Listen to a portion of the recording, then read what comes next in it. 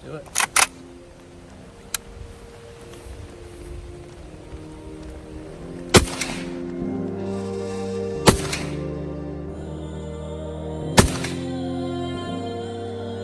Siapa yang tidak mengenal dengan HKG36? Mendengar namanya saja, kita sudah terbayang dengan senapan serbu kompak asal Jerman yang memiliki desain yang sangat futuristik. Terbukti, tingkat keberadaannya sangat terkenal dalam dunia persenjataan global. Tingkat kepopulerannya yang sangat tinggi dalam jagat perkembangan senapan serbu memang tak lepas dari tingkat efisiensi dan kualitasnya yang tidak perlu diragukan lagi.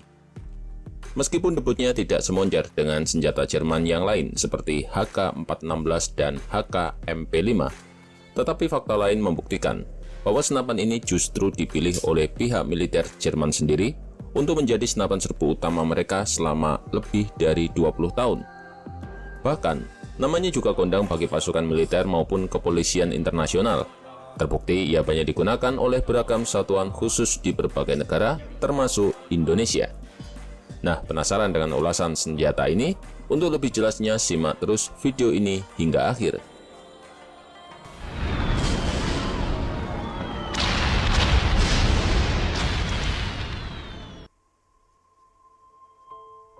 Sejarah pengembangan HKG36 sebenarnya sudah dimulai pada tahun 70-an. Gagasan perancangannya dikerjakan oleh beberapa pabrikan persenjataan Jerman yang dipimpin oleh perusahaan utama Heckler & Koch atau HK. Mereka memulai proyek tersebut atas permintaan militer Jerman yang saat itu menginginkan sebuah persenjataan modern sebagai pengganti senapan G3 yang dianggap sudah tidak efektif karena mulai termakan usia.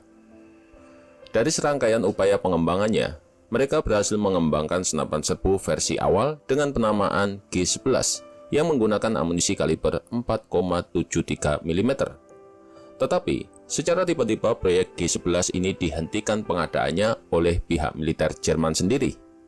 Hal tersebut terjadi setelah peristiwa penyatuan Jerman Timur dan Jerman Barat, sehingga menyebabkan terbengkalainya proyek G11 akibat dari pemotongan anggaran pertahanan yang berkurang secara signifikan. Kemudian selang 1 tahun setelah bersatunya Jerman, tepat di tahun 1991, perusahaan HK secara resmi diakuisisi oleh divisi Royal Ordnance British Aerospace yang saat ini dikenal sebagai BAE System. Hal ini dibarengi dengan meningkatnya minat Jerman untuk mengadopsi senapan serbu modern, terutama senapan serbu yang menggunakan amunisi kaliber 5,56 mm NATO. Tentu saja, permintaan tersebut ditanggapi secara positif oleh pabrikan HK. Mereka menyodorkan senapan serbu G41 yang sudah diproduksi untuk militer Jerman. Tetapi, dengan tegas ditolak karena pihak militer menginginkan sebuah senapan serbu standar NATO dengan spesifikasi yang lebih modern dan baru. Atas dasar itulah, prototipe pertama HKG36 berhasil dirancang sebagai Project 50 atau HK50 dengan menggunakan amunisi standar NATO. Desainnya sendiri sangat futuristik dan berbeda dari kebanyakan senapan serbu lain di masanya. Bahkan setelah senapan ini mulai diuji coba melawan senapan serbu Ster Auge yang digadang-gadang sebagai pesaing terberatnya, terbukti ia mampu mengungguli sistem pengoperasian dari pesaingnya tersebut. Pada akhirnya, setelah mendapat hasil uji coba yang positif di tahun 1995, senapan serbu ini berhasil diselesaikan rancangannya dan diberi nama resmi sebagai HKG36. Sedangkan untuk proses produksinya sendiri dimulai pada awal tahun 1996. Setelah itu, ia segera memasuki layanan sebagai senapan serbu standar militer Jerman tepat 1 tahun setelahnya. Jika dilihat dari spesifikasinya, senapan serbu berbobot 3,36 kg ini memiliki panjang 758 mm saat popornya dilipat, sedangkan saat popornya diperpanjang, secara total memiliki panjang 999 mm, dan untuk badannya sendiri memiliki panjang 480 mm. G36 adalah senjata api selektif yang dioperasikan menggunakan gas. Prinsip kerjanya yakni dengan memanfaatkan sistem piston langkah pendek untuk mendorong bolt carrier melalui kem pemandu.